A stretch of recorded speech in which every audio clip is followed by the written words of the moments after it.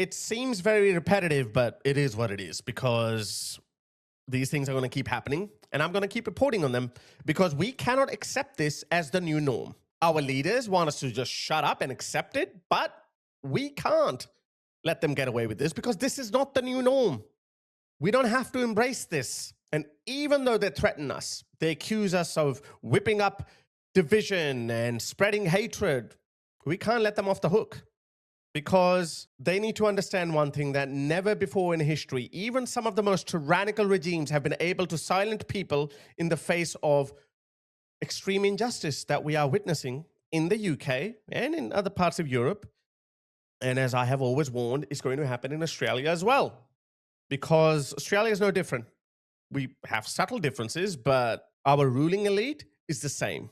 The same lefty, Marxist, globalist clowns are ruling over us. They're making decisions of our future without consulting us.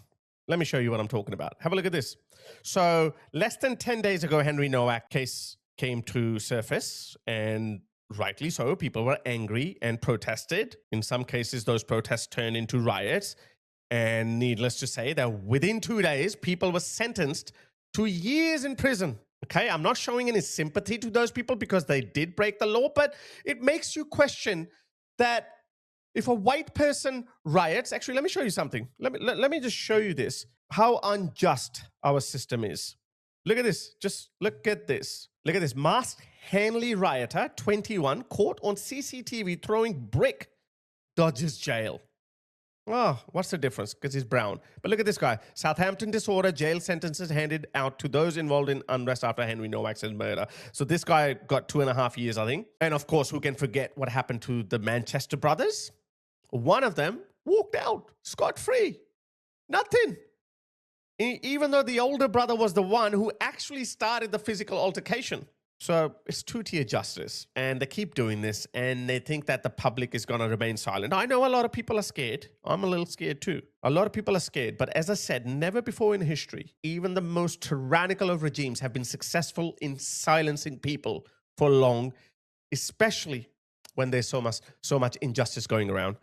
So why am I talking about this? So Henry Nowak happened, and then another Sudanese migrant attempted to behead a Scottish man in Northern Ireland. That happened just 3 days ago. And look at this.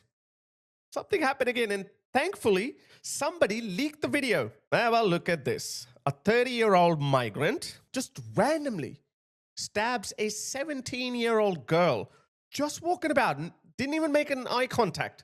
This is how crazy things are, guys. This is what they want us to accept as the new norm. Your daughter is walking out, she's just going to the shops or she's going to the train station. She can run into this crazy, into a person like this. Look at this.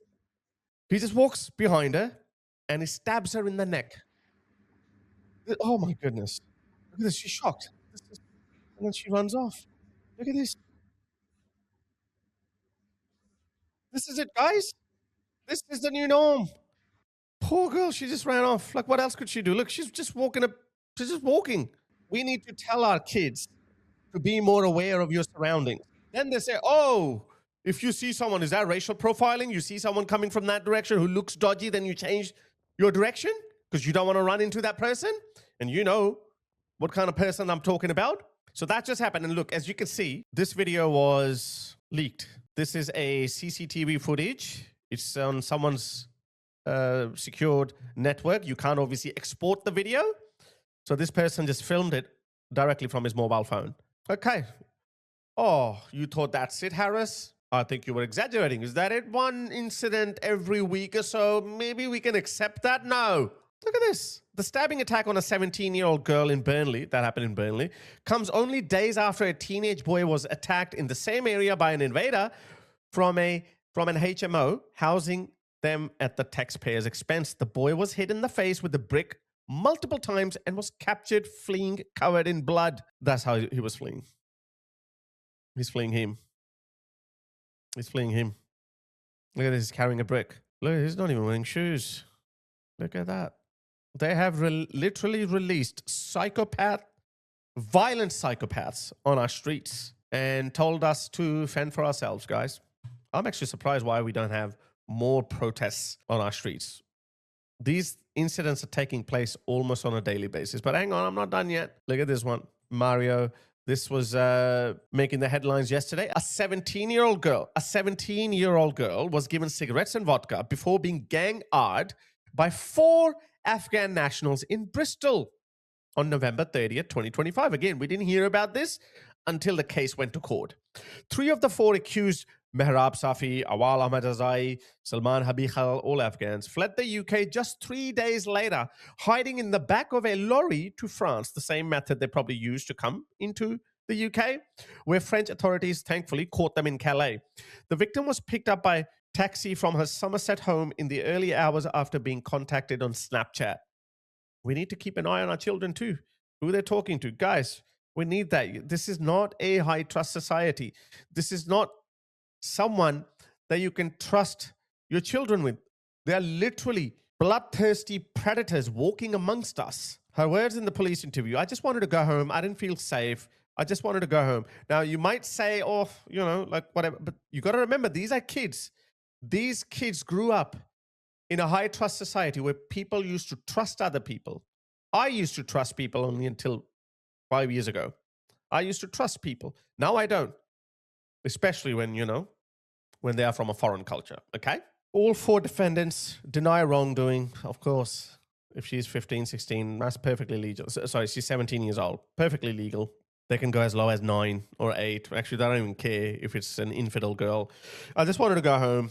Okay. So that's just the UK. Yeah. Actually, there was one more news story. Look. This just happened yesterday as well. A blast from the past that people thought that this is over. It's actually not. Look at this one.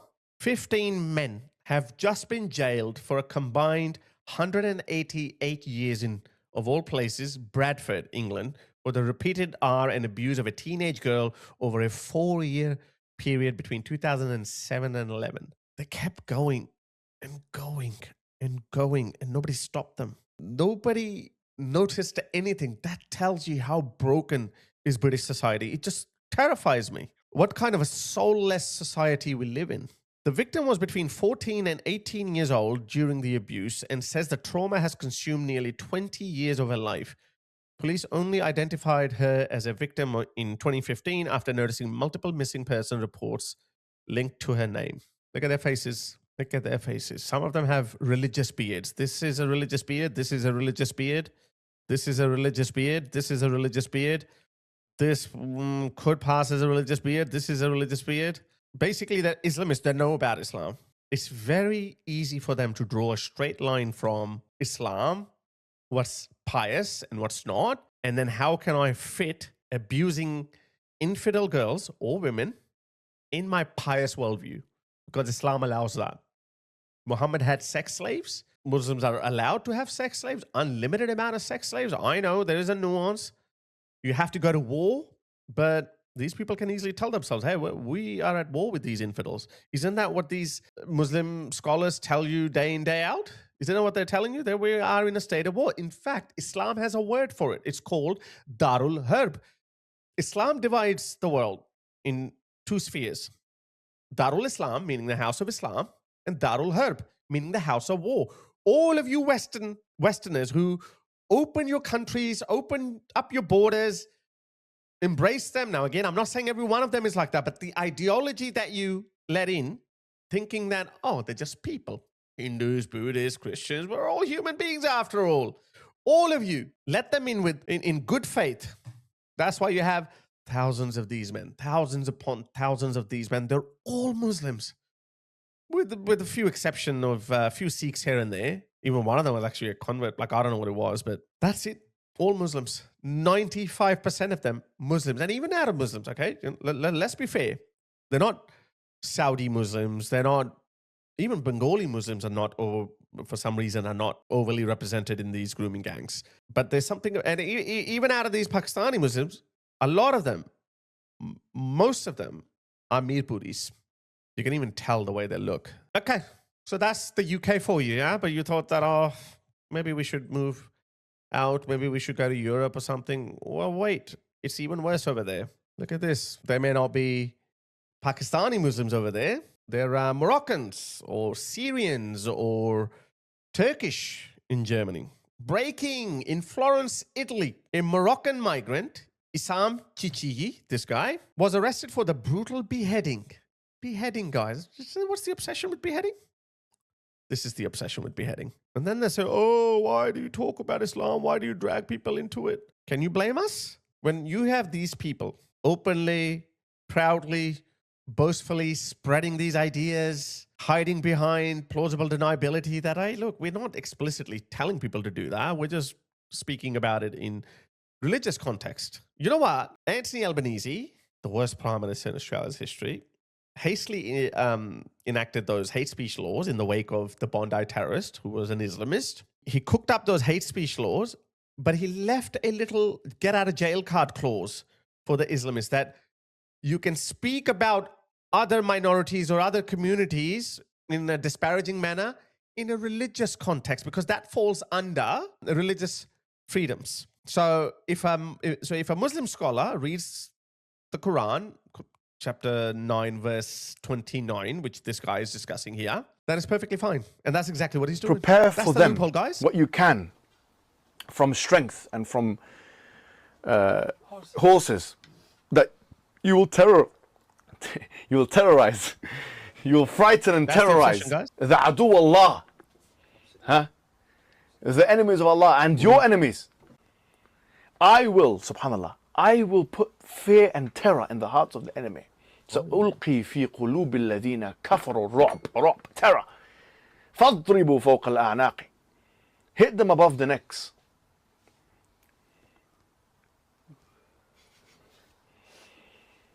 See that? واضربوا منهم كل بنان, and cut their fingers. Why the finger? Because they can't fight. You disable a very intelligent way. You cut their hand, cut their neck. That's their obsession with beheading. That's Quran. This one. This is what he's talking about. So make firm the feet of those who believe. I will cast terror. Terror, that's what he was talking about. Into the hearts of those who disbelieve. Not those who fight you. Not those who reject you. Those who just disbelieve. I don't believe. I don't believe in you. Islamic nonsense. I don't. Therefore, this verse applies on me and you, because you don't believe in it either. So strike at their necks and strike at every paw and tip. Fingertips. That's why, guys. That's why they go for the neck. She's got stabbed in the neck, the poor girl. I don't understand how, like, we remember what happened to Irina on that train. Like, when she looked up in sheer terror and disbelief that, what did I do? What did I do to you? The blame solely rests with our freaking leaders who did this. They're still doing this. And look at this. And come back here. But the brutal beheading of a 44-year-old German homeless woman. She was a homeless woman. One of the most vulnerable of our society. Silk Saur, whose body was discovered in February. This horrific case is drawing renewed attention amid ongoing concerns over migration, crime, and cultural integration in Europe. Sorry, I got one more. This one is just as brutal and despicable, this time in France. An 86-year-old woman, again, the most vulnerable people. Children, girls, boys, the elderly, homeless people. An 86-year-old woman was found dead in the middle of the street after being assaulted in La Garde du Roi. A murder investigation has been opened and the perpetrator is being actively sought. Something tells me that's going to be another migrant. So that's where we are at, guys. That's the new norm. That's what they want us to accept. Should we accept this? I don't think so. I think we need to keep talking about this. So this video that is going viral now, and as I said, luckily someone felt the need to leak it. This person leaked it. This video on this account alone has had 2 million views. I think Tommy Robinson also posted this video because that's how I saw it. And how many views has his post has had? 6.2 million views. There you go. So the world is watching, guys. Look at this. This video that I showed, this account that I showed you has had 2 million views. Tommy's video has had 6.2 million views. Now tell me, how can anyone not get angry? And I'm sorry, these lefty, woke lunatics, virtue signaling, tree hugger, bleeding heart crackpots that tell us, oh, Henry Nowak's father said, please don't use this tragedy to whip up division. And they're saying the disabled person who was almost beheaded by another Sudanese migrant, they're quoting his family too. They're also saying, please don't whip up division and spread hatred. Well, respectfully, this is a political issue. Yes, Henry Nowak was your family member. Yes, we're not pretending that we are more hurt and damaged than you because you lost a son or a loved one. But we also lost something. We are also losing something with each of these incidents. Today was your son. I'm concerned tomorrow it could be my child or my loved one. And people are allowed to think like that. So respectfully, you don't get to decide, even if you're a family member of the victim, you don't get to decide whether we should get angry at this or not. I'm sorry. Sorry, but not sorry.